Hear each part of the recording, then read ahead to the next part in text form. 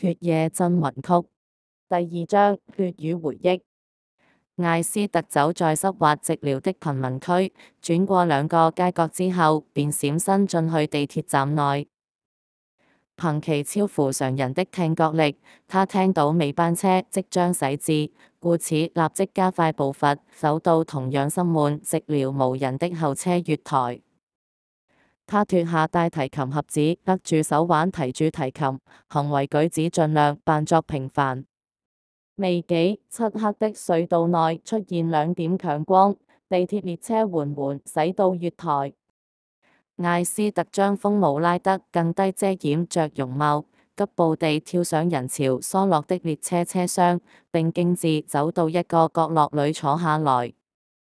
陣陣刺鼻的腥臭味在骯髒車廂中回盪着，艾斯特置身其中，只感到仿如被困在一個垃圾場一樣。但有時候，這種強烈感覺亦會令他覺得自己正置身在一個巨大屠宰場之中，那種氣味與氛圍時常使得他有強烈的嘔吐慾望。周遭都充斥着各式各樣的難聞氣味和血腥味，揮之不去。艾斯特曾經幻想，或許紐約市的地鐵跟全世界其他大城市的地鐵系統同樣，都是這麼污舊，都是充斥着濃烈腥臭。縱使他其實並沒有去過太多地方。地鐵列車在第3個站停下來之後，艾斯特便急步走出車廂，但是他並沒有跟隨住其他人一樣離開月台，而是默默地在月台邊緣行走，一直走到月台盡頭。艾斯特小心翼翼地往四周張望，確認沒有其他人朝見，便立即跳下路軌，閃身急步往漆黑隧道內，瞬間沒入黑暗之中。2年前的我只是一個平凡高中生，但現在回想過去，其實我的人生都不算得上平凡。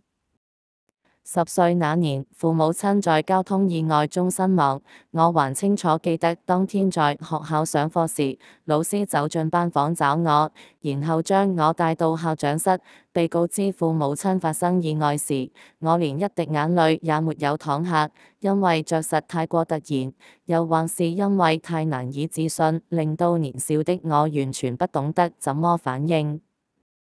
那個時候，心中的確閃過一個念頭，是否我平常上課時太頑皮，所以校長老師們聯合起來作弄我呢？當然，最後我知道一切都是千真萬確，父母親已經永遠離我而去了。那時候我只有10歲，無親無故。不過這個並非重點，重點是我在報紙上見到母親的屍體照片。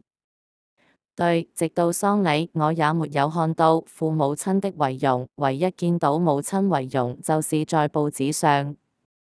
那份剪報至今我仍然保留着，而第一次見到那個畫面影像時的衝擊，如烙印般深刻，落在我腦中，一直揮之不去。警察告知我父母死因是因為撞車時衝擊力太大，使頸骨斷裂而導致死亡，車禍並無可疑，純屬意外。可是如今回憶起來，實際情況卻未必與警方報告般是單純的一宗尋常交通意外。這是因為在報紙上，我見到母親脖子上有2個細小血洞，雖然報紙相片是經過處理變成黑白，但我好肯定那是2個血洞，是被吸血鬼細咬之後出現的傷痕。艾斯特在中環交錯且寂靜漆黑的地道之中前行，視覺卻全無受限，如在白晝般清晰。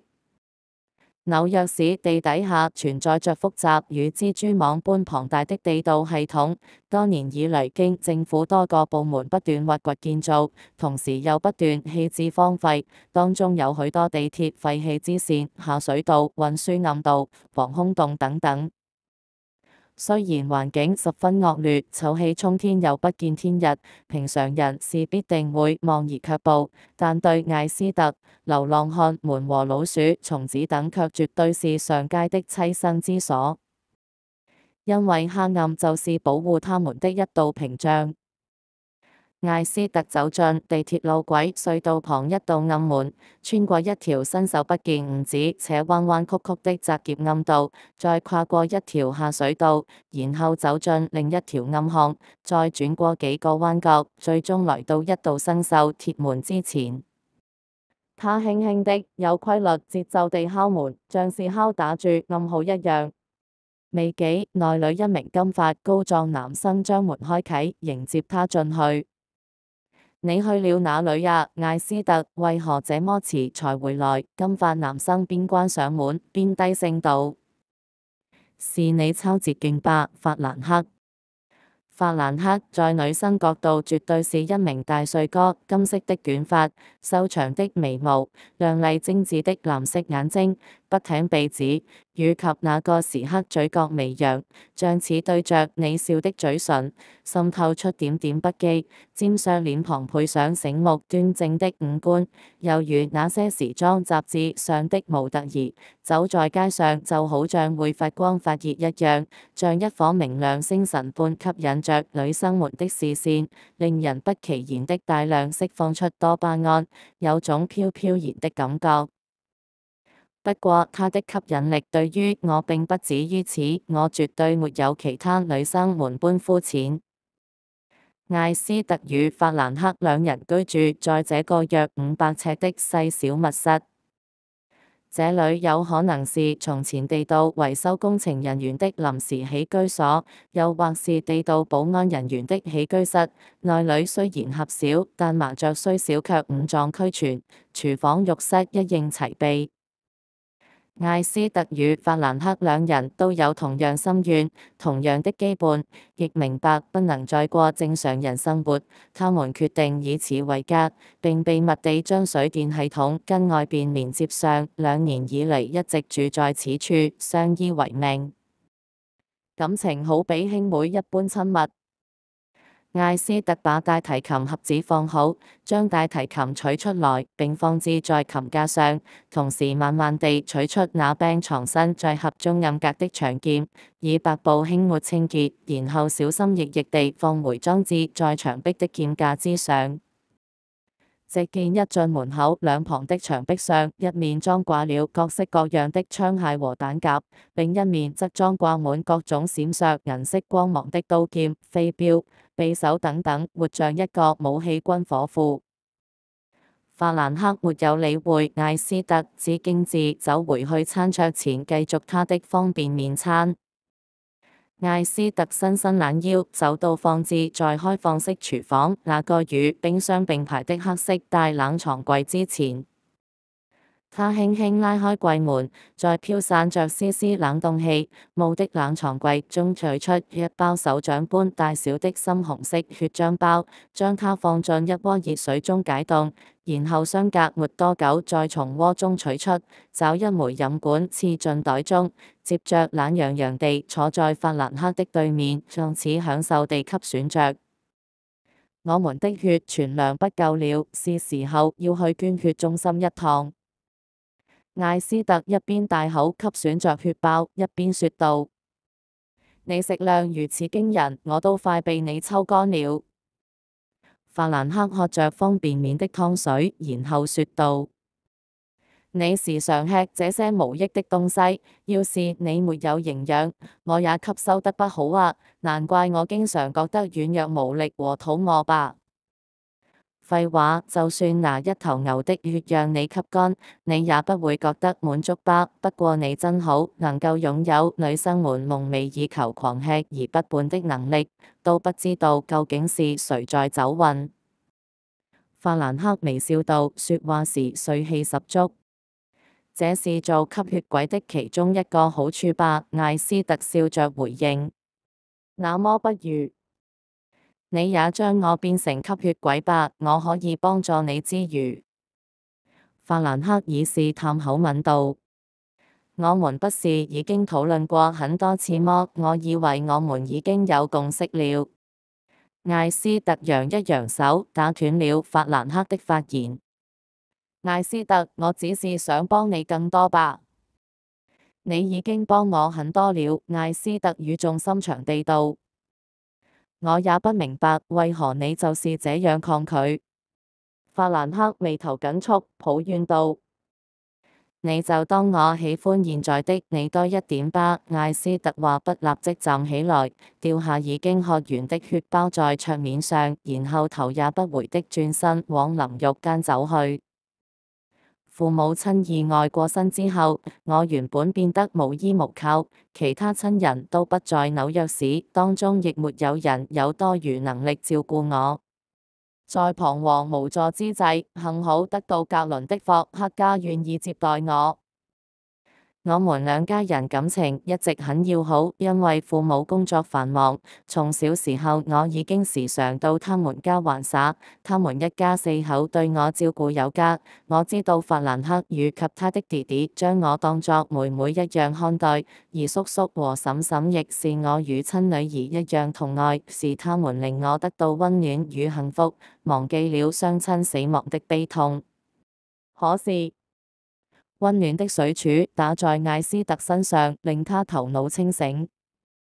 或許是心魔作祟，但他只覺得任憑他如何努力洗刷，亦仿佛不能將身上那些腥臭味完全清洗掉。他只感到自己身體很污垢，那種血腥臭味是由內在而生，由皮膚之下滲透出來，仿佛與生俱來，又像是已經與他融為一體，無論如何都不能洗淨。縱使塗抹多少香水都不能去除掉那中人肉嘔的惡臭，好像掛在屠宰場裏避開糖剖腹的豬屍一樣難聞。這就是血液交換的詛咒。艾斯特默默想着，這些難聞腥味連自己臭到都想吐，這種痛苦絕對無必要讓心愛的人承受吧，就讓自己默默忍受好了。我父母親都是科學家，根據我所理解，他們是專門研究血液複製品，一種用途類似是可以大量地人工製造紅血球蛋白和白血球等細胞組織的血液替代品。而如果成功，人類就不用再怕鬧血荒、敗血症和血癌症患者都有可能得到治療。艾斯特洗完澡後，穿上一件大碼恤衫和運動短褲，步出大廳，卻發現法蘭克已經在沙發上睡着了。現在已經深夜，正是吸血鬼最活躍之時。雖然吸血鬼都要睡覺，但所需要的睡眠時間卻不如人類般長，就算數天不睡，對身體機能都全無影響。彷彿睡覺的慾望只是因為過去作為人類時的殘留記憶所影響。艾斯特明白，作為怪物就要有做怪物的妥協，是必須要接受怪物的生理習性。在不明不白的死亡與成為怪物之間，他選擇了成為怪物，那麼就要有所覺悟。艾斯特放輕腳步，靜靜地走到法蘭克身邊，溫柔地幫他蓋好被子。他溫軟地輕輕掃撫着他柔順的髮絲，陶醉地定眼看着熟睡的他，仿佛十分享受欣賞他的睡眠姿態。當艾斯特嘴唇湊近法蘭克臉龐，一陣飢渴感於喉頭間一閃即逝，嚇得他立即彈起身。他深呼吸，同時轉身走到餐桌之前，見到一個承載着濃濃血漿的茶杯，旁邊放着一張小紙條，上面寫着：這是有方便麵味道卻充滿愛的血液。艾斯特笑了，回望住熟睡的法蘭克，然後將那杯血一飲而盡。血，又是血，我的一生已經離不開血。他們不只存活在我體內，更主宰着我的一生，而且還更進一步加重我對他們的依賴，擴大對我思想的操控。沒有他們，我會死；但是吸食他們，我卻會沉淪下去。第3章待續。